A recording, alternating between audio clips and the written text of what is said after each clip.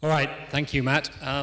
We are a long-tail business, so I think it's quite appropriate that we follow Matt. And Matt sort of talked a bit about some of the theory that's going on. And what I decided to do is actually just get into some specific learnings that we've had as a business that I hope are going to be particularly relevant for yourself. Thank you. The first thing is it's always difficult to forecast. Most of us are more wrong than we are right. Otherwise, VCs would have a 100% success rate in their portfolios, right? The reality is that if I think about the long-tail business and I think about Lovefilm in particular, we have 70,000 titles. All but 160 titles are on somebody's wish list, which means that really everybody has somebody who loves them at some stage in their life. And what I'm going to talk about to extend the tail discussion is to talk about activity.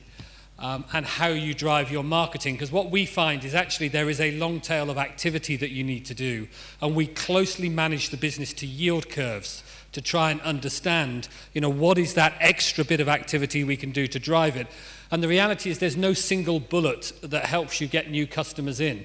I'll talk a little bit later about social networking, but there's no silver one bullet that does it. You have to do a lot of things well, and that makes it quite complex in a business to try and manage the complexity around the teams that you need to put together in the first place. One of those is word and mouth.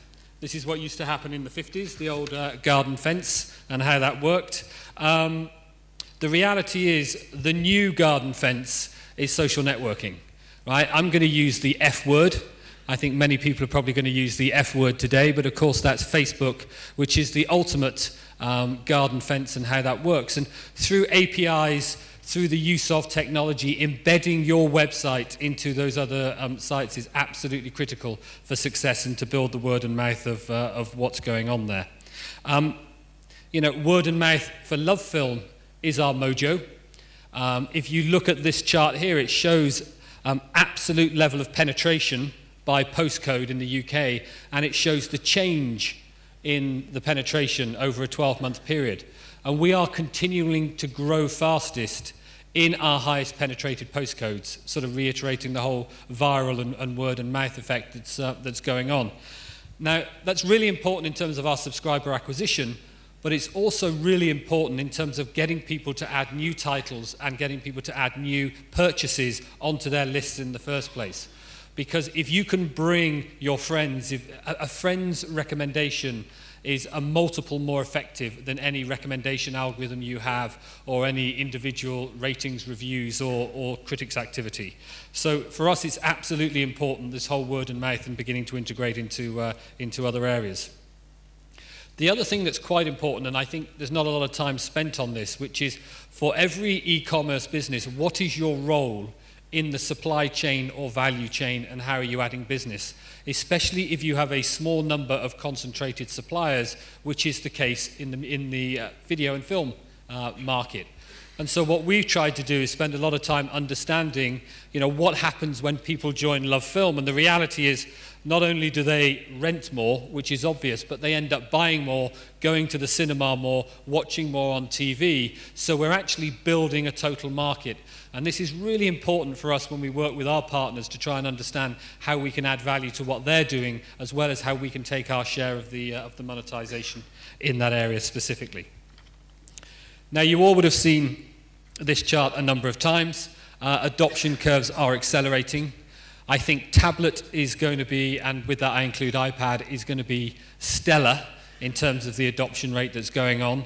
I think the adoption rates here are probably going to be measured in quarters rather than years.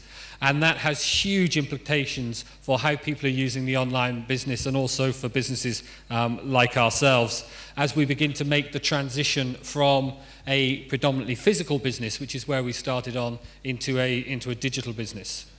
And we did a lot of research to understand how can you as a business make that transition? What do you need to have in your proposition in going from a physical business into a digital business? And there are a number of things that come up. A lot of them are pretty obvious. It's got to work, right? You've got to have subscription packages versus a pay-as-you-go, because at the end of the day, a subscription locks people in, and if people are making an individual purchase decision every time they look at a piece of content, then actually that is going to be much harder to monetize. Low-touch setup, access to the TV, I'll touch on that in a minute, and then finally, sufficient content to be interesting. So what we're entering now, as I think a lot of businesses out there are entering this hybrid world between how it used to be and what it's going to be in the future. And we see there really is for Lovefilm a 5 to 10 year opportunity of managing that. The challenge for you, if you're CEOs or business leaders, or indeed if you're investing companies going through that transition, is that you need to build a parallel organization structure alongside your old world to actually really invest in the best possible people and the best possible technology you can at that stage. In 2005, we actually got it wrong. We invested in download, we had a poor customer experience, and we had to switch off our digital service for over 9 months while we built our new service. So it is an iterative process, but you have to invest quite heavily in building the right team and the right capability to start with. And the opportunity, I think, speaks for itself, and Philip touched on this with the explosion of connected devices in the homes that's really happening. We, for example, at the moment have 1.5 million subscribers in Europe. We estimate probably within 2 years that we will have our service, which is a streaming film service, which will be included as part of your subscription, embedded probably in over 20 million devices in people's homes in Europe. That is a huge step change from where we are. That is almost leapfrogging cable satellite operators in an over-the-top solution that will be a real fillip and a real boost to our growth as we go forward. And for many years, the games consoles people have said, you know what, the games console, that's going to become the entertainment hub in the home. I think the reality is, because of TV refresh cycles and sometimes the purchase of set-top boxes, I think the games consoles are actually, for the first time, really going to deliver against that and are going to be the critical thing that is actually going to drive a lot of viewing, whether that be entertainment viewing, news viewing, or other channels within the home itself. This is what our product looks like on a Samsung TV. It's very similar on a PS3 that we recently launched as well. Again, you know, in one launch, we can be embedded in 3 million households in the UK with a Lovefilm service. The interesting point, though, is this More button on the corner.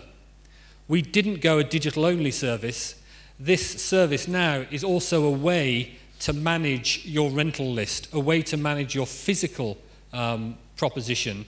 So it really is a true hybrid service. We believe that for us, Lovefilm was about 70,000 titles, not about 5,000 to 10,000 digital titles, and so embedding that was key.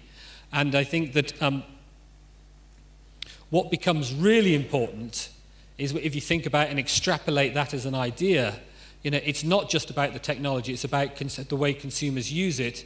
And if people are adding to their list on a mobile device and they are accessing the TV in order to watch titles and also to update their list as well, we've spent years developing a website that actually many customers who sign up for our service now may never ever visit.